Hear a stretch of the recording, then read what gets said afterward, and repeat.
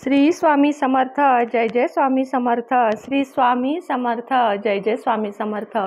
सर्वप्रथम काल ओवीचा वाढदिवस होता, त्याबद्दल तुम्ही भरभरून शुभेच्छा आणि आशीर्वाद दिलात, त्याबद्दल तिच्याकडून आणि माझ्याकडून तुम्हाला खूप खूप असे धन्यवाद। तिथीनं ती गोकुळाष्टमीलाच झाली होती, त्यामुळे आम्ही कालही वाढदिवस साजरा करतो। तसेच 5 सप्टेंबर तिची जन्मतारीख आहे, त्या दिवशी आम्ही छोटासा वाढदिवस साजरा करतो। मात्र तिथी वाढदिवसाच्या म्हणजे हिंदू संस्कृतीनुसार तिथीला जास्त महत्त्व आहे, त्यामुळे तिथीनं आम्ही पहिल्यांदा वाढदिवस साजरा करून औक्षण वगैरे करतो। चला तर मग आजच्या व्हिडिओला सुरुवात करूया। आता मी बरेचसे तुम्हाला असे व्हिडिओज दाखवलेले आहेत की जवळ कोणत्या गोष्टी ठेवायच्या किंवा बाहेर जाताना काय घ्यायचं, तोंडात कुठली गोष्ट ठेवायची किंवा तुमचं काम व्हावं म्हणून कोणत्या कोणत्या वस्तू जवळ ठेवायच्या। तशाच प्रकारे आज मी तुम्हाला झोपताना एक वस्तू अशी जवळ ठेवायला सांगणार आहे आणि असे अनेक छोटे छोटे उपाय सांगणार आहे, ज्यामुळे तुमच्याकडे भरपूर भरपूर भरपूर पैसा येऊ लागेल। विश्वास ठेवा, हे जे उपाय आहेत ते लक्ष्मी प्राप्तीचे लाल किताबमधले उपाय आहेत। आता लाल किताब काय आहे तर जसं वास्तुशास्त्र, जसं ज्योतिषशास्त्र, तसं एक लाल किताब हे एक शास्त्रीय पुस्तक आहे। त्यामध्ये राशीनुसार, कुंडलीनुसार आणि सगळ्यांना चालतील असे बरेचसे लक्ष्मी प्राप्तीचे आणि विविध उपाय आहेत। त्यातलेच उपाय थोडेफार मी आज तुम्हाला सांगणार आहे, जे अगदी प्रूफ्ड उपाय आहेत, ज्यानं अनेक लोकांचा फायदा झालेला आहे। चला तर मग काय आहेत ते उपाय लगेचच बघूया। पहिली गोष्ट म्हणजे तुमच्याकडे असलेली कोणतीही सोन्याची वस्तू, भले ती अंगठी असो, छोटासा मणी असो, तुमच्याकडे जे काही सोन्याचं एक्स्ट्रा जे तुम्ही रोज घालत नाही, मणी असो, असं नाही की त्याला मोठं काय पाहिजे, मणी जरी असेल तरी तुम्हाला काय करायचं आहे, मणी म्हणजे सोन्याची एखादी वस्तू आणि अगदी ओरिजिनल केशर, सोन्याची सुद्धा ओरिजिनल वस्तू आणि ओरिजिनलातलं ओरिजिनल केशर बाजारात जिथं मिळेल ते केशर आणायचं। केशराच्या एक 5-6 काड्या घ्यायच्या आणि ती सोन्याची वस्तू घ्यायची, लक्ष्मी गायत्री मंत्र म्हणायचा, लक्ष्मीच्या चरणांपाशी ते एका लाल कापडामध्ये ठेवून आणि नंतर शुक्रवारीच म्हणजे आजच तुम्हाला ती वस्तू त्याची छोटीशी पोटली तयार करा आणि ती वस्तू तुम्हाला लक्ष्मी गायत्री मंत्र 11 वेळा म्हणून तुम्हाला तिजोरीत ठेवायची आहे। तुमच्या तिजोरीमध्ये पैशाची आणि धनाची, सोन्याची कमतरता कधीही भासणार नाही, इतकी तुमची आर्थिक उन्नती होईल। त्याचप्रमाणे या 2 वस्तू जर एकत्र आपण ठेवल्या, जसं की सोनं आणि केशर, तर लक्ष्मी माता आपल्यावर प्रसन्न होते आणि आपल्या आयुष्यामध्ये खूप भरभराट आणि प्रगती होण्यास मदत होते। आता घराबाहेर पडताना तुम्ही काय करा, आता बऱ्याचदा मी तुम्हाला वेलची वगैरे असे अनेक वेगवेगळे उपाय सांगितलेले आहेत। त्याचप्रमाणे हा एक छोटासा उपाय आहे की साधारण 1-1 रुपयाची 10-20 नाणी, 5-5ची 4 नाणी असे सुट्टे पैसे तुम्ही बघा, लक्ष्मी व्रतामध्ये वगैरे सुद्धा 1 रुपयाच्या नाण्याला खूप महत्त्व आहे। वैभव लक्ष्मीच्या व्रतामध्ये सुद्धा 100ची नोट ठेवा, 500ची नोट ठेवा सांगत नाहीत, काही नसेल तर 1 रुपयाचं नाणं ठेवा असं सांगतात। ह्याचाच अर्थ हे जे आपण सुट्टे पैसे, चिल्लर, नाणी ज्याला आपण म्हणतो, त्याला अतिशय लक्ष्मी प्राप्तीमध्ये म्हणजे लक्ष्मीला ती नाणी खूप प्रिय आहेत। त्यामुळे तुम्ही जेव्हा कधी बाहेर जाल, लेडीज असाल तर पर्समध्ये, जेंट्स असाल तर खिशामध्ये, ही खुळखुळणारी नाणी तुम्ही सतत जवळ ठेवा। कधीही तुम्ही नुसत्या नोटा घेऊन बाहेर पडू नका किंवा मोकळ्या खिशानेही बाहेर पडू नका, तर ही नाणी तुमच्या जवळ ठेवा। आवक जावक राहू द्या, असं काही नाही की ती खर्च करायची नाहीत, पण ती पुन्हा वाढली पाहिजेत, ह्याची तुम्हाला काळजी घ्यायची आहे। त्याचप्रमाणे तिजोरीमध्ये तुमच्याकडे कायमस्वरूपी, तसं तर मी तुम्हाला सांगते, तिजोरी कधीच मोकळी ठेवू नये। तिजोरीमध्ये नसेल तर सोन्याचा, नसेल तर चांदीचा का होईना दागिना एखादा तरी तिजोरीत हवाच।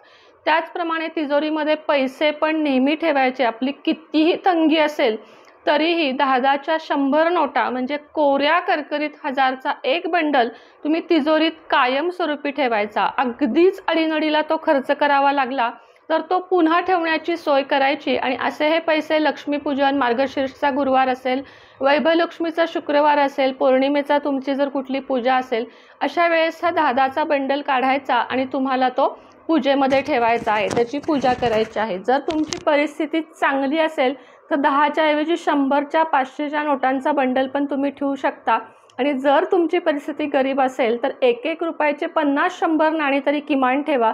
पण खरं तर 10-10चा बंडल ठेवला तर उत्तम फरक जाणवेल आणि तुमच्याकडे पैशाला पैसा, नेहमी लक्षात ठेवा, लक्ष्मीकडे लक्ष्मी येते पैशाकडे पैसा आकर्षित होतो. हे जर उपाय करून बघाल तर पैशानेच तुमच्याकडे पैसा खेचला जाणार आहे. अर्थातच त्याच्यासाठी कष्टही करायला हवेत. नुसते दादाचा बंडल ठेवून तुमच्याकडे पैसा येणार नाही, तर तुम्हाला त्यासाठी स्वतः भरपूर कष्टही केले पाहिजेत. त्याचप्रमाणे बघा, तुम्ही धनवान सुखी आहात असं नेहमी तुम्ही लक्षात घ्या. काही लोकांना सवय असते, कसं चाललंय आपण अगदी आनंदाने विचारतो, भाऊ कसं चाललंय, कशाचं काय चाललंय, किंवा अगदीच परिस्थितीनं नको केलंय, पैसाच नाही, असं कधीच म्हणायचं नाही. तुम्हाला कोणीही विचारू दे कसं चाललंय, छान, उत्तम, ठीक ही उत्तरं द्या. आणि तुमच्याकडे कायम पैसा आहे, तुम्ही सुखी आहात, तुम्ही धनवान आहात, असे पॉझिटिव्ह होकारात्मक विचार करायला शिका. तुमच्याकडे ते आकर्षित होणार आणि तुम्ही श्रीमंत होणार, यामध्ये कोणतीही शंका नाही. तुम्ही स्वतःला नेहमी सुखी धनवान मानत जा. तुमच्याकडे 2 कपडे असू दे, पण ते इस्त्रीचे व्यवस्थित कडक असावेत. आपलं राहणीमान एकदम उच्च असावं. काय अंगात घालताय, फॅशनचं किती घालताय ह्याला महत्त्व नाही, तर ते किती स्वच्छ सुंदर आणि तुम्ही किती टापटीप आहात ह्याला महत्त्व हवे.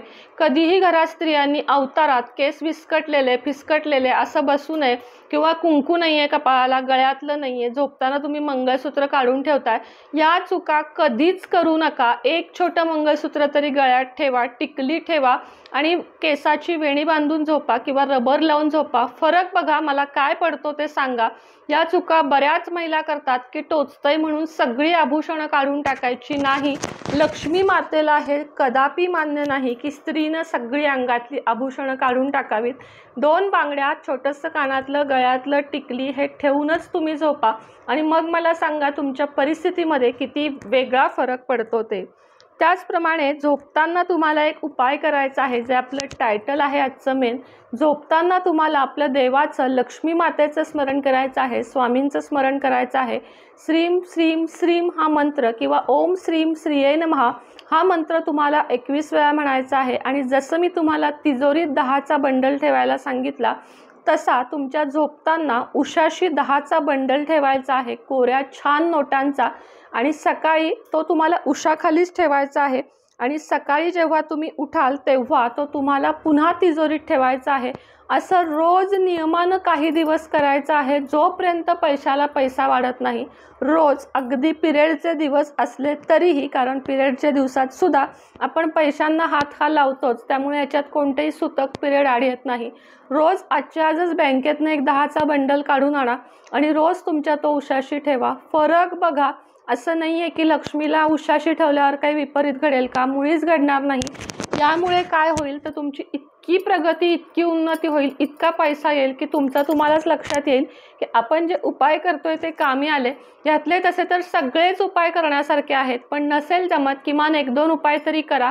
सगळे जमत असले तर सगळे करा. थोड्याच 1-2 महिन्यात तुम्ही मला सांगाल की हो ताई, आमच्या घरामध्ये भरपूर असा फरक पडला आणि तुमच्या सगळ्यांची आर्थिक स्थिती उत्तम राहू दे. तुमच्या घरात जी जी सुख नाही आहेत ती सगळ्यांना मिळू दे. सगळ्यांच्या मुलांचं, सगळ्यांचं भरपूर कल्याण होऊ दे, हीच प्रार्थना ईश्वरचरणी, आपल्या स्वामींचरणी करते आणि आजचा व्हिडिओ इथंच थांबवते. पुन्हा भेटेन अशाच एका नवीन व्हिडिओसोबत आणि नवीन विषयासोबत. तोपर्यंत तुम्हा सर्वांना माझा नमस्कार. श्री स्वामी समर्थ. जय जय स्वामी समर्थ. श्री स्वामी समर्थ. जय जय स्वामी समर्थ.